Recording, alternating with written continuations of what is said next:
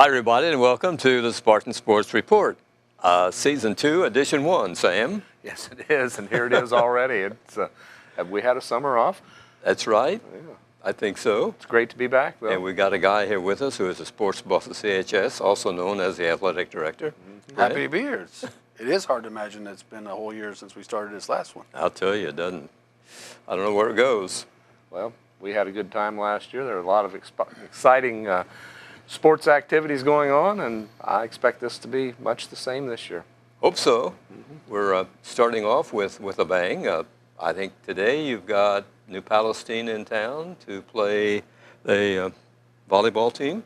Yeah, we have the lady volleyball players are playing the New Palestine Dragons, and we're actually going to field a freshman team this year, so that's positive for us. So come out to the high school gym at 5:30, and you can watch the freshmen, the JV, and the varsity girls under new coach Tori Whitmore and assistant coach Tricia Smith. So new era in girls lady volleyball. That's today, Monday, and they play at the CHS gym. Yes. 5:30 start, $5 a ticket unless you have your all-sport ticket. So come out and cheer the ladies Speaking on. of all sports tickets, I guess some are still available. As many as we need. We have plenty. But, you can buy them at the athletic office at any time. It's a good deal, isn't it? Yeah, for the price and the number of activities you can go see, you know, it's $60 for an adult and $40 for a kid and $55 for senior citizens. And we have a family pass as well. So, but based on, as I told them at the parent meeting, we're gonna host or be a part of about 580 athletic events coming this next school year. You know, half of them are at our place, so it's a great deal. If you figure you pay $40 and you want to go see 290 events, that's 70 cents a thing or whatever it works out to be. So that's a good deal. But it's a great deal. And of course, it's you're out supporting our kids and seeing what our athletes and our students are doing, and they enjoy having that atmosphere. So come out and root them on. I hope you sell a lot of them, Brent. Tomorrow, the girls' soccer teams, JV and varsity, will be going to Newcastle, and Newcastle comes here for boys' soccer, don't they? Yeah, it's kind of nice. Newcastle, of course, they have their new turf field on the football, so the JV girls will play first up there, I think around 5:30, and then the varsity will be after them. And it's kind of unusual that Newcastle has been strong in boys' soccer for a long time, and they don't have a JV team this year. So tomorrow night will just be the varsity boys out here at our place. So, and they start at 5:30, I believe, as well. So, without looking at the schedule. No JV team means on the players came out? You have to have over 25 to have a full JV squad, and I'm not sure they even have enough to play a half. So, if you have under 25, you can play half. So, they may not even have enough extra guys to play a half of a JV game. So it's surprising, isn't it? Yeah, but they've had some declining enrollment. That's true. There at Newcastle, you know, they've dropped to 3A in some sports. So that's true. That's true. Maybe that has something to do with it. Could be. Could be. Also tomorrow on Tuesday will be the boys tennis team will be hosting Blue River Valley at 5, and the volleyball teams travel to Lawrenceburg. Busy week, the first week. Absolutely. And, Chris has got the boys out today practicing, and the numbers have grown the last couple years in boys tennis, and we had actually a couple more freshmen come out today. And so hopefully that's a good sign. He teaches in the middle school or the elementary school, and he coaches in the middle school, so maybe he's getting a hold of some of those kids to try to get them into tennis, which is great for their footwork. Plus, it also helps our tennis program out for the more numbers we can get. So Chris has done a good job with that. The new courts and everything. Yeah, second full year with them, so they're still holding up great and getting a lot of use. I've seen a lot of people out there during night and the week mornings, and some of our older guard come out. They're there at 7:30 in the morning when I roll in about 7:20, and they're ready to play. So it's good for them as well. That's great. Now, Wednesday's an off day. Thursday, the boys' tennis will be at Batesville, the girls' golf at Greensburg. Girls' soccer, JV and varsity will be home to Richmond. The varsity game's at 5:30, and the JV game will be following that. And the volleyball teams, the varsity and JV, will be home to Batesville.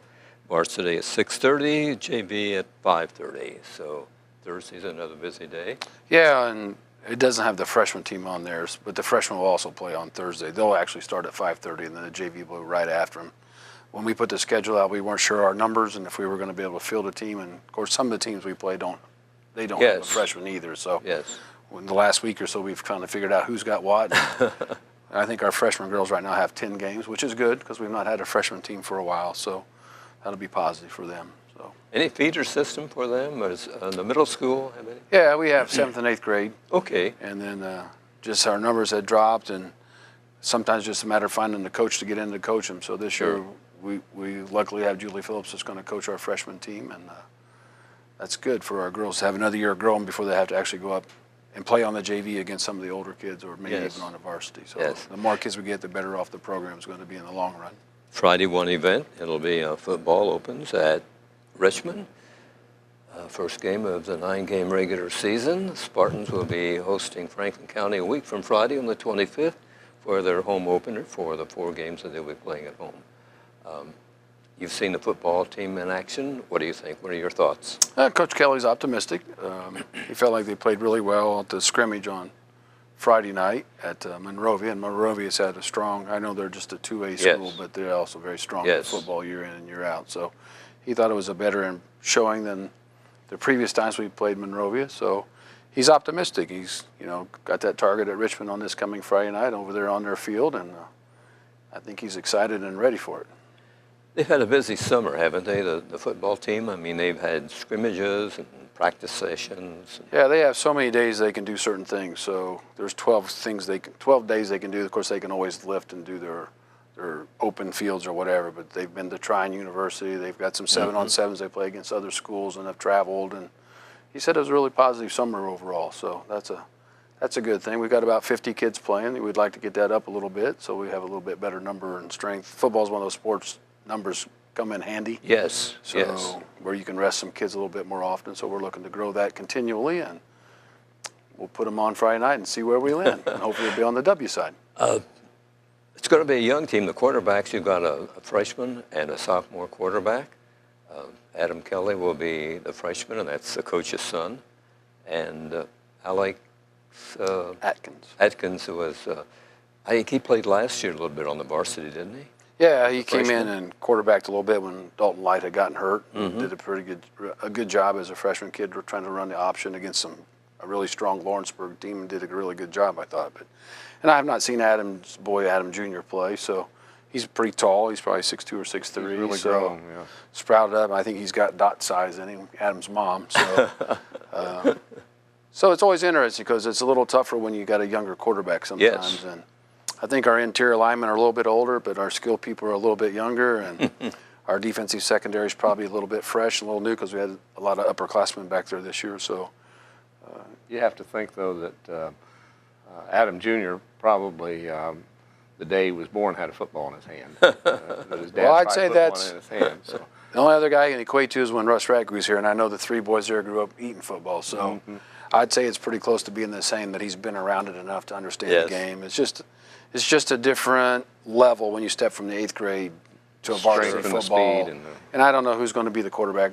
That's not in that's Sure. Adam's call. So Right. we'll find out on Friday night which way he's leaning. So I know they're probably both getting reps right now. So What does Coach Kelly call the plays from the sidelines, or does the offensive coach, or how does that work? in there's an your ball offensive game? coordinator. I'm sure Jason Morris will have a little bit of say-so in it, but I'm sure at the final say-so, Adam, if he wants something done, it'll be what Adam wants done. So I know he was suggesting something to the defensive coordinator yesterday, and the defensive coordinator, well, I'm thinking about doing this, and Coach Kelly said, well, I'm thinking about doing this, and he says, I think that's what we're going to do, at least in this situation. But I think they go back and forth and run things off each Sure. other to come up with the best game plan Well, I we know can the get. quarterback always looks to the sidelines before a play, Yep. and to get the And sometimes it just depends on the age of the quarterback and how much you trust them Yes. to run your offense at this point in time. So I know I've been with coaches in the past that we call formation, and the quarterback read the defense and called whatever play they thought would run best against it. And if you have the right kids and the right quarterback, you can get away with that. yes. So Yes. Richmond team with a first-year coach, I believe, a new coach. yeah, I won't attempt to pronounce his name No, because I've seen it in print. Ibrahim, I'm like you. It's Tawfiq or something of that nature. So, and I know they were down in kids last year. I know talking to their old AD, they were short in numbers. So you just never know with a new coach how many kids might come out if it was a coach kid thing, or just the change of face sometimes brings people out because it's a new coach with a fresh idea. Some of them who thought they may have had a bad shake with the old coach may think I got a new start. So you just never know what they're going to have on the field come Friday night. Is that an artificial turf at Richmond? Yeah, it's probably their 5th year, I would think. I think it's our 3rd time playing over there, and we were the inaugural game when they opened that up. So I think this is our 3rd time playing on it. So Very nice. Very nice. Is it? Very attractive. I hate to say too much good about Richmond, but it is a very nice field, and I just like to put a plug in. Like to see a lot of people there because Yes. you know at home we always have big crowds, and Richmond's very close. Be plenty of seating there, and I think the weather is supposed to be pretty good. So I was trying to think back we need to a big crowd there from. Hope so, From yeah. Connorsville. The kids I will think- appreciate that if a lot of fans show up. I think our stands were full the last time we were over there on that Friday night. Pretty sure it was. I remember it was being hot, but it was pretty full, I think. So that's 7 a good o'clock thing. kickoff, so get us Spartan fans time to get there. If you can't make it, Dave Pollard and I will be on the air at about 6:45 with pregame, and we'll have the kickoff at 7. 7 o'clock. Should be an interesting season. It's Adam's 6th season. These youngsters that he's coaching, they were in middle school when he came. The seniors were in middle school when he started coaching here at CHS. So they know the system. He knows them, and hopefully we'll be able to have a winning season. I know. Yeah, I mean, Adams won as many games in the last 6 years as we've won in many years, but we hope to continue where we're Sure. not trying to count how many we won in 6 years, and we know how many we won every year, and it's the same. But I think it helps that he's had time to start putting his system into play, and we all know it takes a little bit of time to turn over work ethic and those type of things from whatever happened before, the philosophies of the new coaching staff, which has now been here for 6 years. So, and most of the coaches have been with him all 6 years, so that's also a plus as well. So, In the conference, Franklin County will be the first conference game that we play. Watergate game. Lawrenceburg won the conference last year. A strong team, I think. They only lost a couple of games. I think they were runner-up state finalists, weren't they? They made it to the state I finals think in the so, 3A class. yeah. So, and the year before, East Central was in the state finals in the 4A game. So, Tough conference. it's a good football It is. conference in the It top, from is. top to bottom. It is. You might explain how that conference standings works. I mean, the 3A and the 4A, but every game doesn't count. It's just the 4As that count for us because Connorsville is a 4A school. Well, when Pam Noble was here and we were applying to get into the conference, one of the conference stipulation was they wanted to split the conference into 2 divisions, the 4A schools on one side and the 3A. And that's because some of them wanted to play some independent local rivals that they thought would draw big crowds I because see. football's their main sport.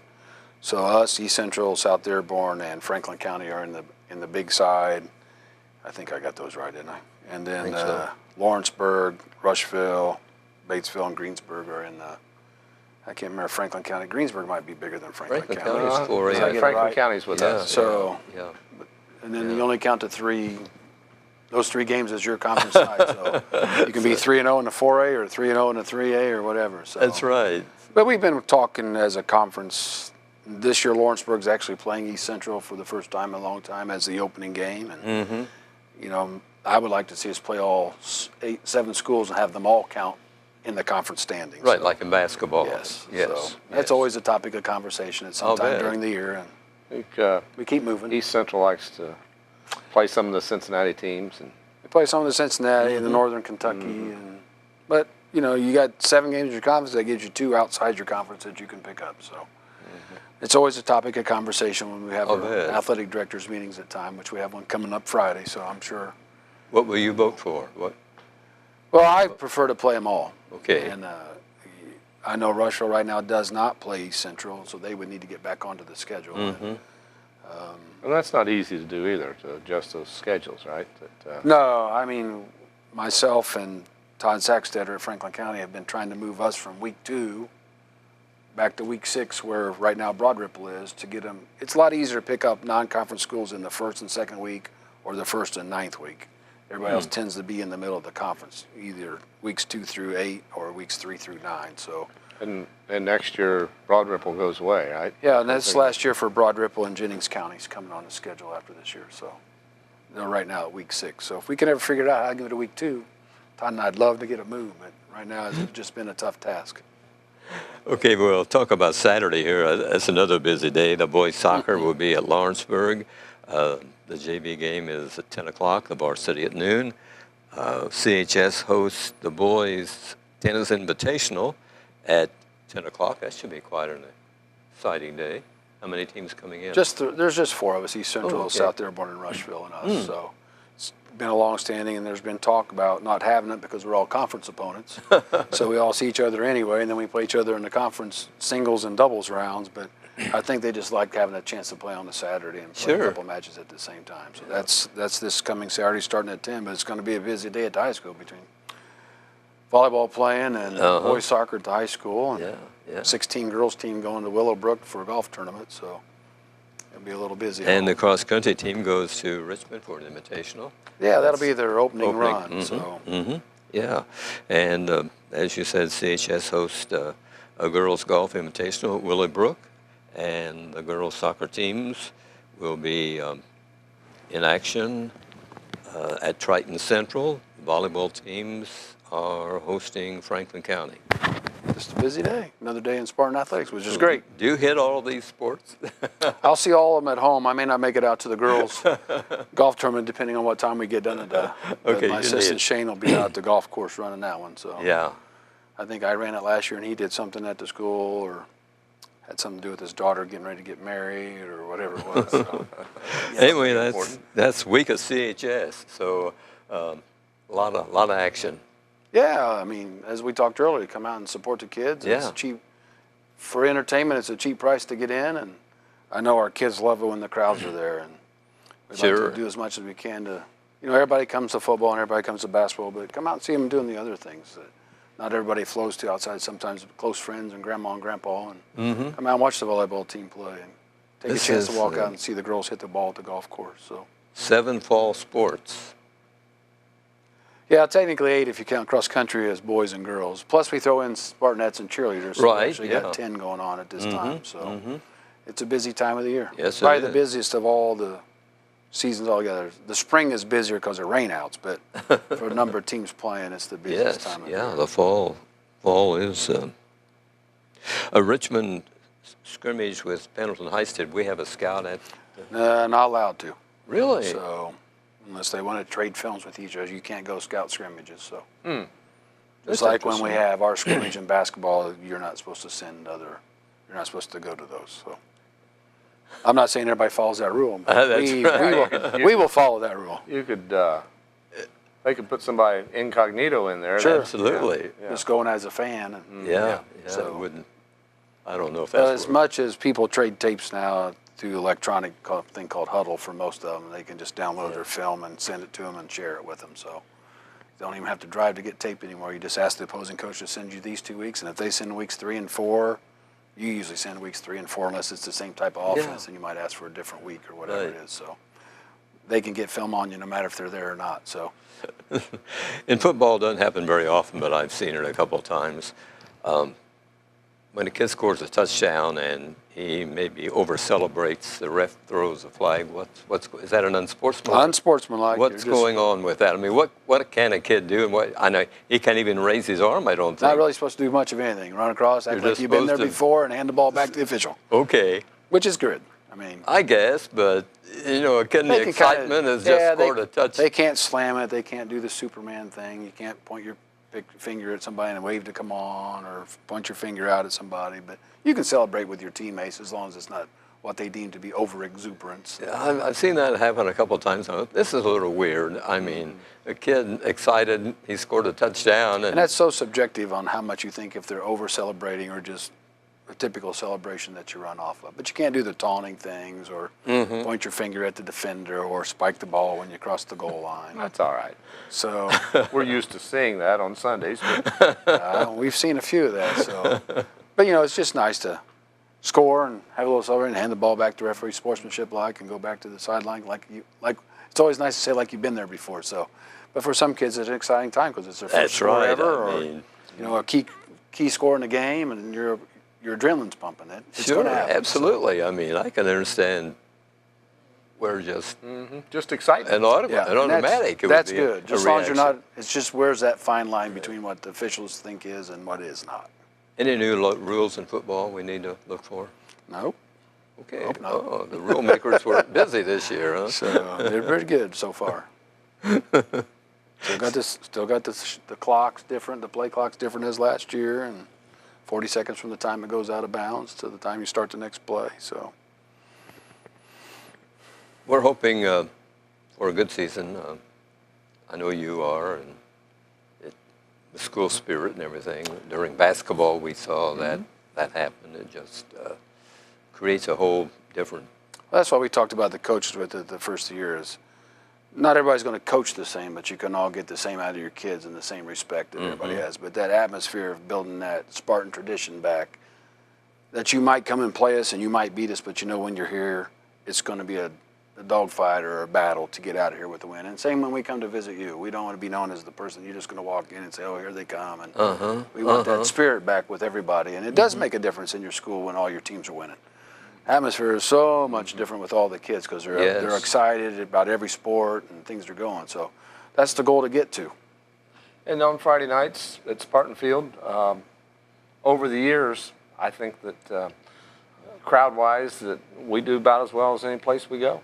That we have some nice crowds out there, and over the years, maybe not the best seasons that we would have liked to have, but people still come out and want to support the Spartans.